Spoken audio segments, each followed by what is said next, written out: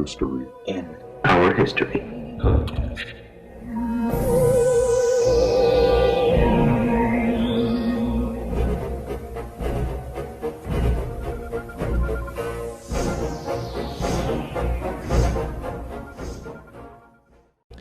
Hey everyone, welcome to the Mystery in Our History podcast, where we take an in-depth look at all things conspiracy theory and urban legend related and how they came to be. I'm J.R. Supa, that's Chris Berry, and today we have a very special episode for you. This is Mystery in Our Pasta. Yeah, pretty much. We're going to be taking a look at different conspiracy pastas. For those of you who have no idea what we're talking about, we are not talking about Italian food. We are talking about a pasta is a short, if you will. It's a short story. Or something that doesn't really have a lot of corroboration. Yeah, more or less. It's just something that somebody threw out there that's like, it could be true, but really there's not a lot that backs it up. I'm going to take a stab at explaining this in this way. If you've ever made spaghetti, you might think of, I don't know if you've heard it or not, but the way to tell if spaghetti is done is to throw it at the wall, and if it sticks, it's done. If it doesn't stick, you need to cook it longer. So a conspiracy pasta is someone, or just a pasta in general, is something that someone's just kind of thrown at the wall to see if it sticks. Right, exactly. So, it. without further ado, let's start with topic number one. And topic number one is, every election year since 2004 has had a disease. So, obviously, we are in the midst of the coronavirus. There is some hysteria forming. I don't know if it would be mass hysteria as of when we're recording this, but a lot of people are pretty uncomfortable. I mean, I have members of my family who won't even like hug or shake your hand because they just don't want to get sick. Yeah. So it's a little silly. Now, as far as the proof, here we go. 2004 was SARS. Yep. I don't know if anybody out there remembers SARS, but it was a big friggin' deal. It was a huge deal, yeah. So then we go to 2008. So we skip 2006. 2006 is like the only year that didn't have one, or election year, I should say. 2008 was the avian flu, or the bird flu. I actually remember the bird flu. Yeah. 2010 was the swine flu, H1N1, which I had. Did you really? Yes, I had swine flu. Oh, shit.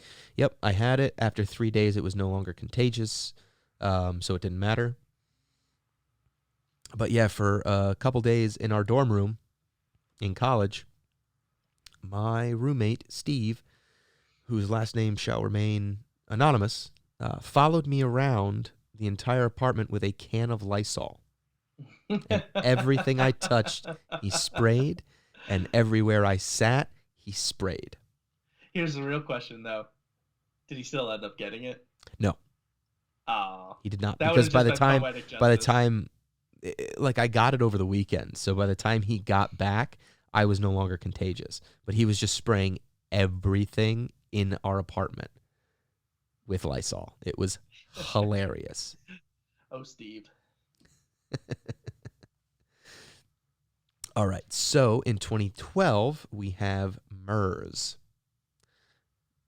I don't remember MERS. Evidently, I don't remember MERS either. MERS was a thing. You know, if I was more prepared, I could have looked up MERS. Because that would have been, you know, MERS disease. It's just that forgettable, so. Exactly.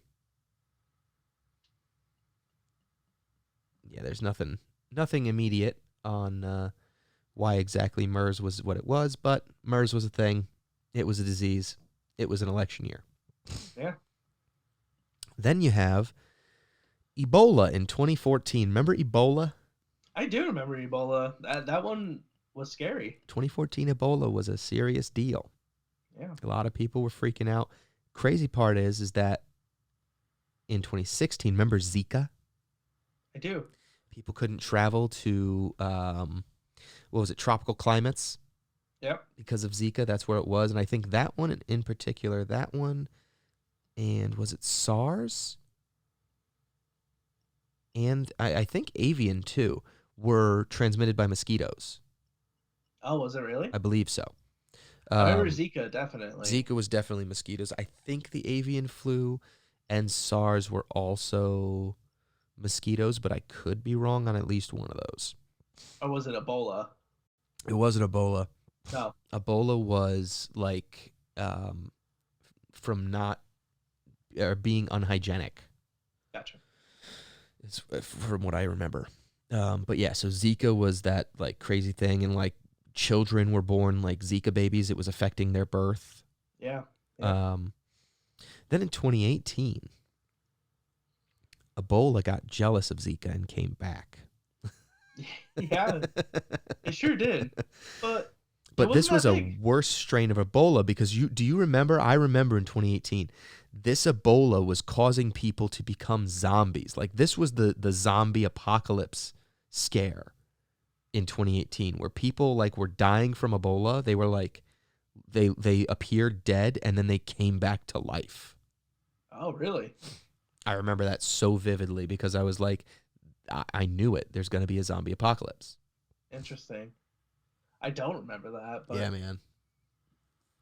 And then in 2020, we have Corona. Yeah. Yeah, that one is it's causing hysteria at this point with some people. Well, so the thing to remember about Corona in particular, and I think most of these different diseases, is that they've always existed, right? There's always been Corona, just like there's always been the flu. The difference is that this is a new strain of Corona that they have not been able to cure yet. Right. That's why, like the flu, they say the reason why the flu kills so many people is because there's a new strain of it every year. It's always adapting. Yeah. When you get a flu shot, you are getting the most popular form of the flu virus from the previous year.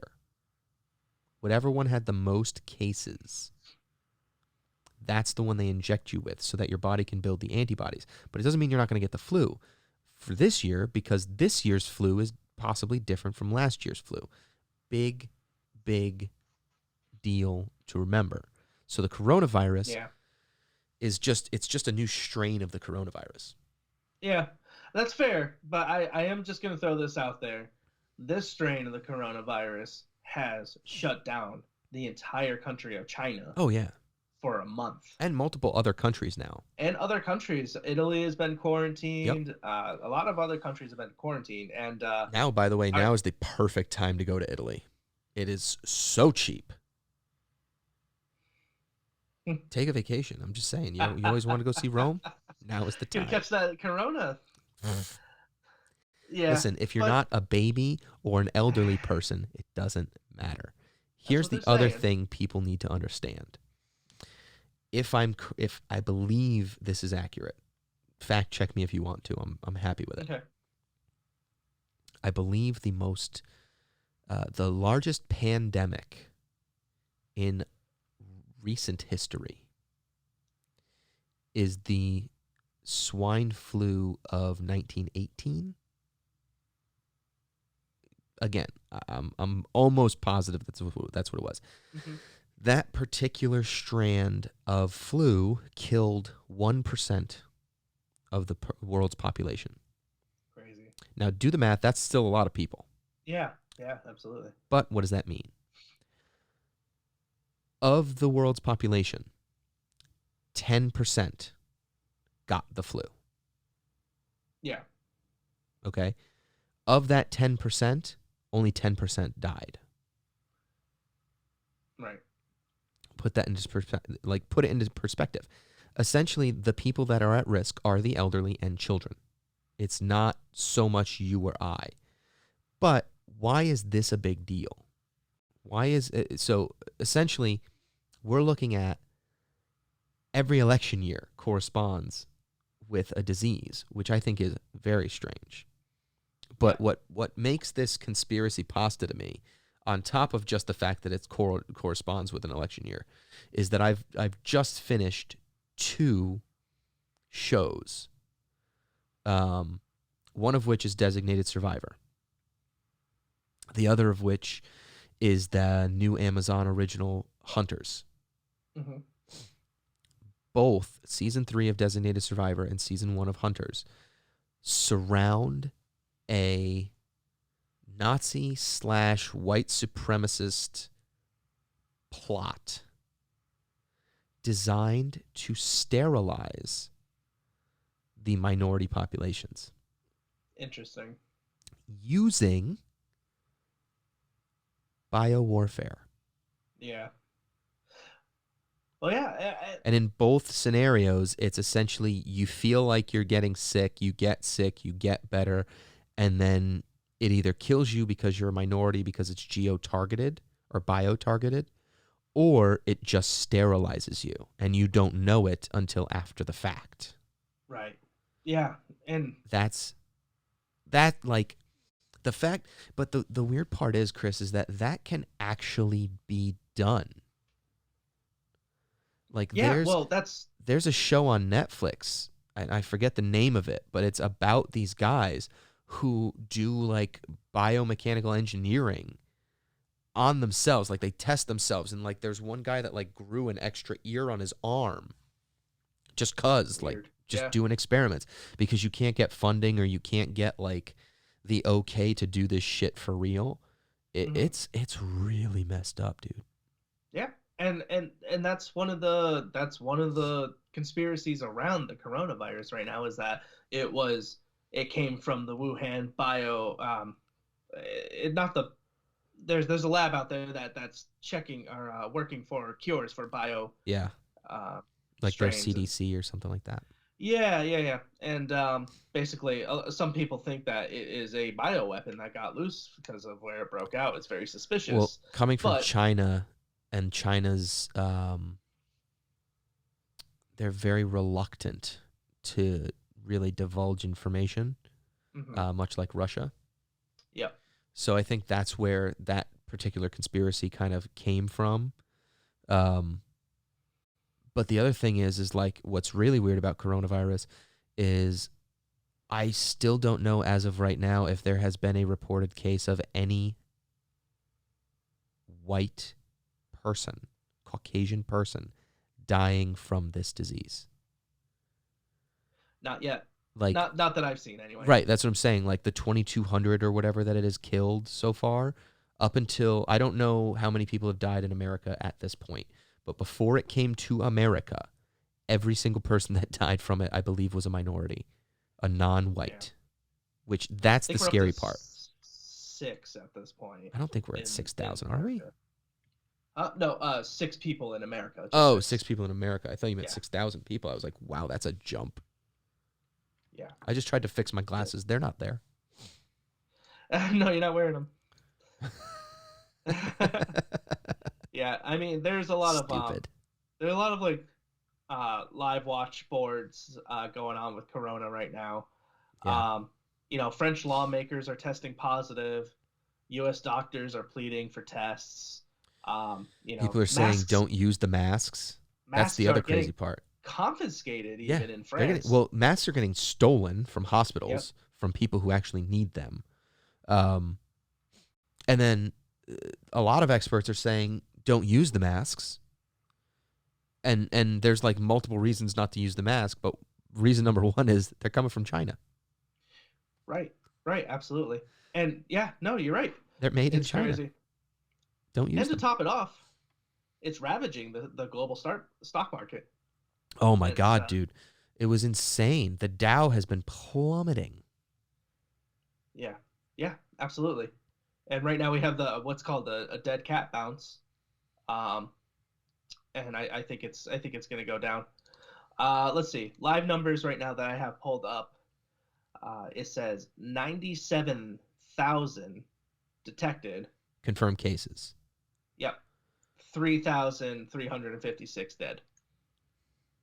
So I'd love to see how many whites. Agreed. And because it's For a data aspect, no, it's absolutely. just scary. It's scary that this has affected mostly minorities, if not entirely minorities. And granted, in China, the Chinese are not the minority, Right. Absolutely. but there's still white people in China. Yep. Yeah. How about Also Africa another. not having a lot of cases at all? Like Yeah. Ebola just held up a middle finger and was like, nope, this is our territory. Yeah. Pretty much. Yeah. Also, another thing too that I want to throw out there is the Iranian parliament is getting ravaged by the corona right now. Are they really? Yeah. And just imagine now. Imagine the fear that would break out in America if If like if it everybody came in the out White that House. Pence had it or Trump had it or you know what I mean? Like the Well, Trump is pandemic. at risk. Yeah, So absolutely is he is. Pence, actually. I think Pence is over 65. Oh, They're both, they're all traveling around. they're all at risk. Yeah. The And denial by Trump is what scares me. yeah, I agree. And I'm not not to make this a political thing, but just the fact that he's like denying it right. makes me nervous. I kind of wish I kind of wish he would step up a little bit and take control of the situation. Yeah. But yeah, he put Pence in complete control and almost put a gag order on it, which is it doesn't sit well with me. Yeah. So. Anything else to add? That's it. All right. Corona's scary. I don't like it. Yeah, Corona's scary. And every election year gets a disease. So 2022, let's see what you got. Yeah, yeah, bring it on. It's got to be worse than Corona. All right. Conspiracy pasta number 2. The Russian boy who claims he is from Mars. This is interesting. Yes. I've So I seen have this an before. article here on my phone that I'm going to read. And it says, get your tinfoil hat ready, folks. Now, let's see. Russian native Boriska Kiprianovich has spent his life baffling both scientists and professors alike with the extraordinary claim that he was born on Mars. While declarations as outrageous as this are normally laughed off, Boriska has spent his life confounding experts with his astounding knowledge of our planetary system and was even hailed as a child genius. I'm going to try and put some pics of this kid up on the screen because his mullet is party in the back, business in the front. He has the most bitchin' mullet in the world. It's fantastic. Yeah. His mother, who is a doctor, says Boriska showcased he was different just weeks after he was born by being able to hold his own head up unsupported. Good for him. Yeah, right. She also claims he began speaking when he was just several months old and could read, draw, paint when he was just 1.5. Good for him. Yeah, exactly. His nursery teachers also claim to have been floored by his superior language skills, writing ability, and remarkable memory. None of this is about Mars.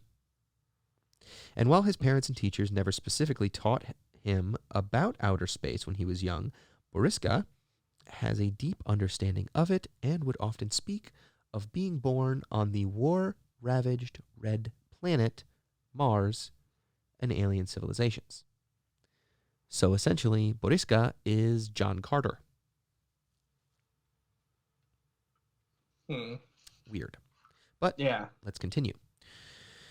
Boriska states that although it succumbed to a massive nuclear catastrophe between two sets of beings, there were survivors and Mars still harbors alien life. What do you think of that, Chris? I don't know, man. All I can do is laugh at this article. This article's so goofy, man. Oh, it keeps going. Hold on. There's more. I know. Boriska, who is now in his 20s, has claimed throughout his life that he was previously a Martian pilot that traveled to Earth. He also adds that he is not the only child from outer space and that others like him were reincarnated and sent here with a specific mission that are referred to as indigo children. It's just such a weird theory. Like, sent here for a mission with other indigo children. Like, anyway. All right. Well, I guess here's where it gets a little spookier. All right. Or kookier, whatever you want to call it. Boriska insists that there is a lot more to be discovered on Earth and has pointed to the Great Pyramid of Giza, jackass, in the past, which he says hides big secrets. I guess this is a direct quote from him. The human life will change when the Sphinx is opened. It has an opening mechanism somewhere behind the ear. I do not remember exactly. Now that I don't buy, but I do believe that there is insane secrets in those pyramids. They're so off limits. I mean, yeah, I'm on the fence about the pyramids.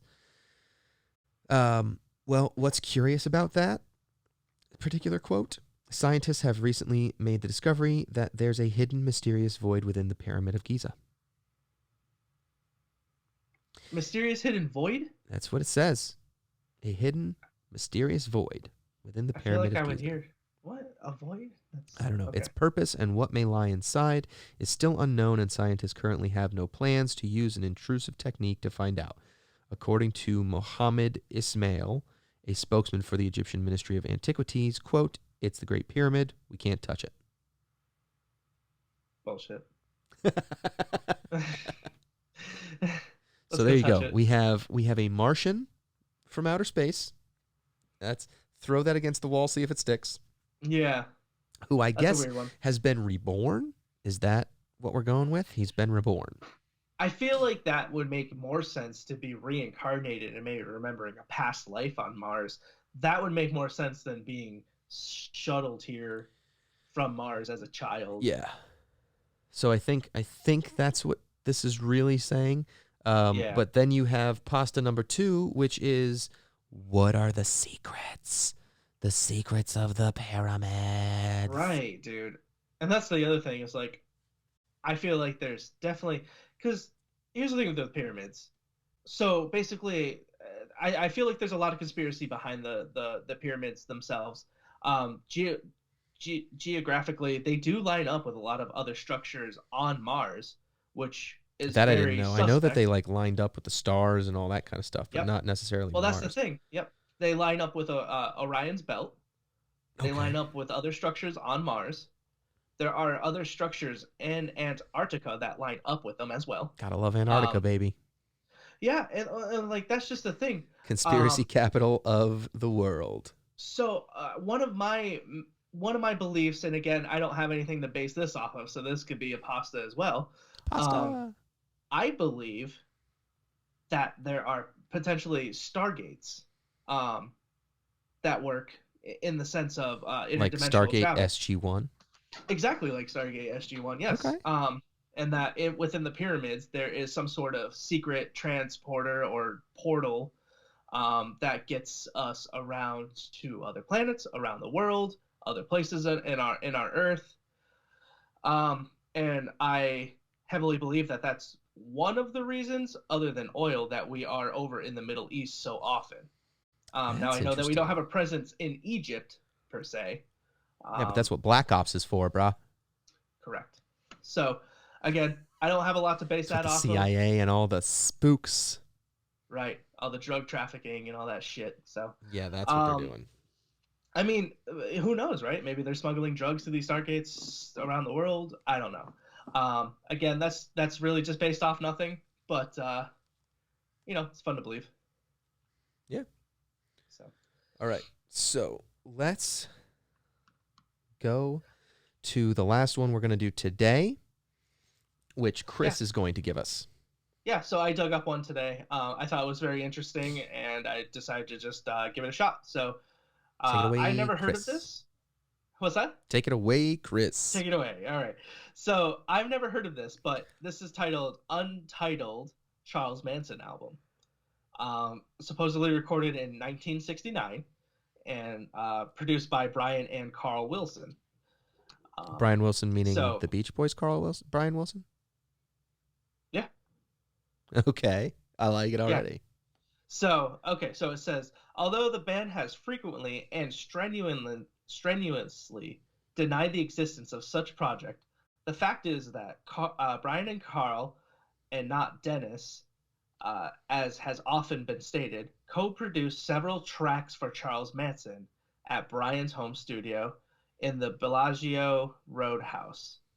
According to Manson himself, we did a pretty fair session putting down about 10 songs. Steve Desper, who engineered the session, concurred. What?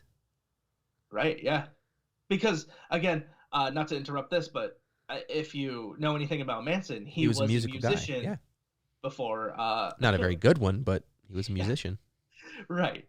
So It's kind of like, if Hitler had been a good artist, World War II might not have happened. If Manson had been a good musician, maybe those people don't die. Yeah, it's weird to think about stuff like that, but for sure, yeah. How's that for an alternate reality? Yeah, it's a nicer one. That's for sure. So Steve Desper, who engineered the session, concurred, considering that some of the material was, quote, pretty good. He had musical talent, end quote. Again, contrary to perceived Beach Boy history, these were not demos, but completed songs, or as completed as Charlie wanted them. Huh. Reportedly, he rarely took more than one pass at a vocal. That makes sense. One and done, son. Yeah, I think we got everything we needed there. Let's move on. Just cut it, print it. Dude. What titles were recorded isn't known, but it's safe enough.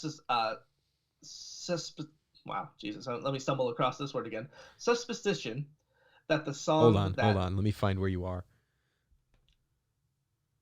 But it's safe enough. Supposition. It's a safe enough supposition. Thank you.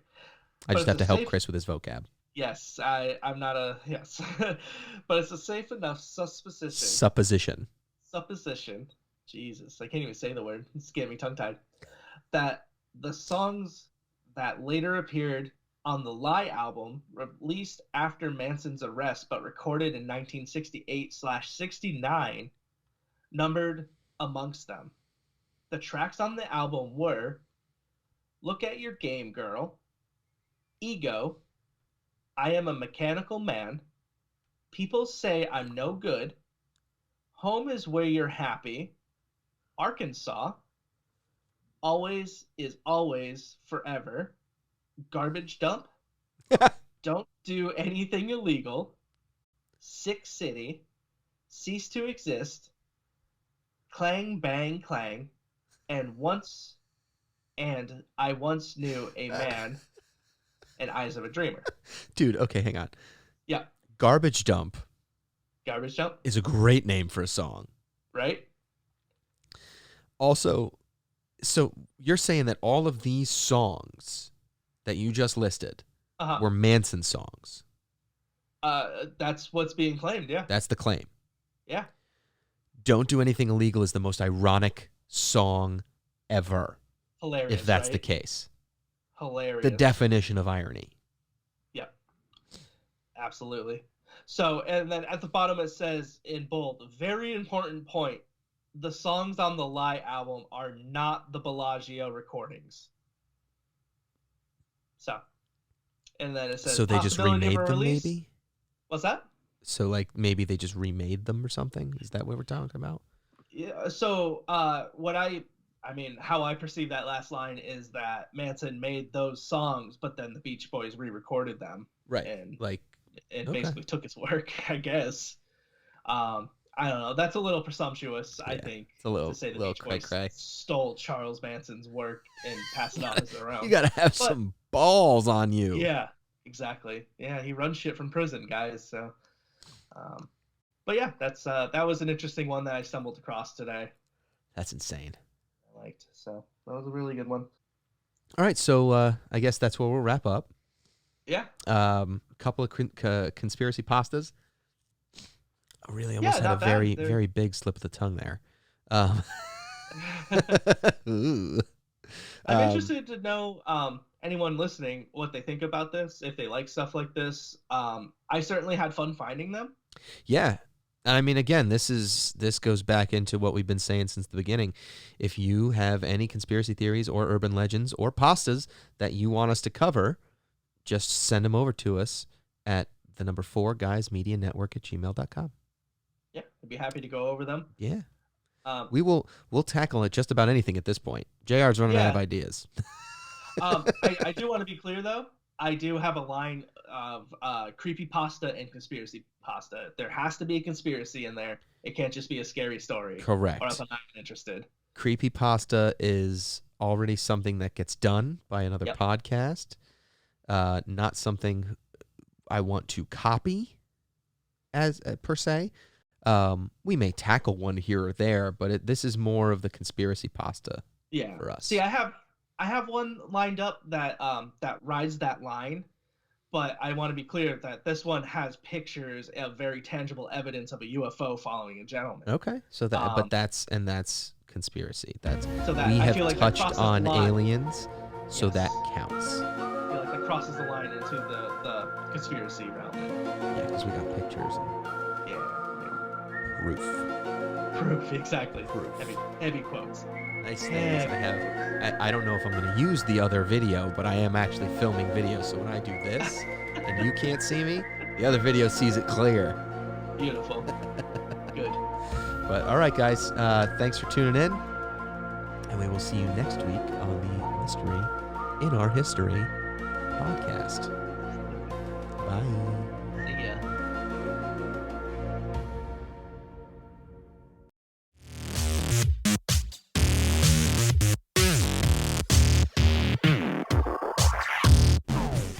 Hey guys, thanks for listening.